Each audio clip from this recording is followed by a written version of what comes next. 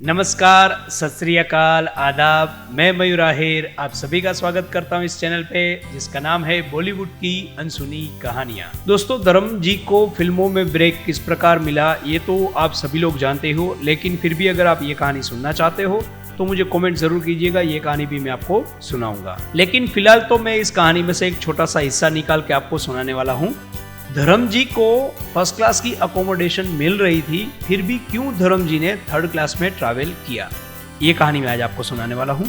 Talent contest में हिस्सा लेने के लिए धर्म जी ने एक खत लिखा और कुछ अपनी फोटोग्राफ्स साथ में भेजी। अब कुछ दिनों के बाद उसके जवाब में एक खत और आया। खत में लिखा था कि आपका सिलेक्शन हो गया है।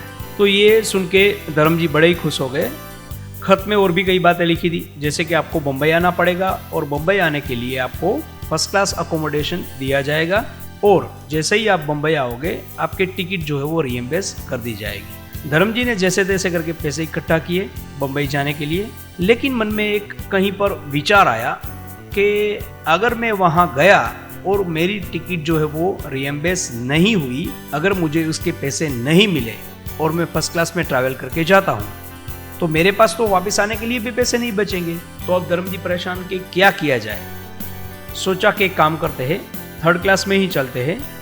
अगर वहाँ पर ट्रैवल के पैसे दे भी रहे तो भी ठीक बात है, अगर नहीं भी दे रहे तो भी कोई बात नहीं, उनके पास कुछ पैसे जेब में रखने के लिए बच जाएंगे। तो इस प्रकार धर्म जी ने थर्ड क्लास की टिकट बुक कराई और थर्ड क्लास में ट्रैवल करके वो बम्बई पहुंचे। लेकिन बम्बई पहुंचने के बाद उनको पता चला कि वाकई में यहाँ पर अगर वो फर्स्ट क्लास ट्रैवल करके आते तो भी इनकी जो टिकट है वो रीइंबर्स हो जाती, उनको उस ट्रैवलिंग के पैसे मिल जाते।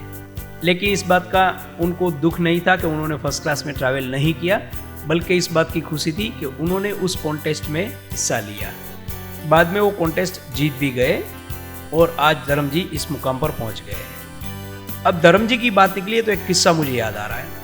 बड़े से बड़ा कलाकार धर्म जी के साथ काम करने के लिए तैयार रहता है और कोशिश करता है कि उनको धर्म जी के साथ काम करने का मौका मिले। लेकिन उन्हीं के सुपुत्र बॉबी देओल ने एक बार कहा था कि मैं धर्म जी के साथ काम नहीं कर सकता, मैं इनके साथ काम नहीं करना चाहता। अब क्यों बॉबी देओल धर्म जी के साथ काम नहीं करना चाहते थे? अगर ये कहानी आपको सुननी है तो चैनल को जल्दी से सब्सक्राइब कीजिए और बेल आइकन दबा दीजिए, क्योंकि अगले एपिसोड में यही कहानी मैं आपको सुनाने वाला हूं। तब तक हमारे साथ जुड़े रहिए। जय हिंद, जय भारत।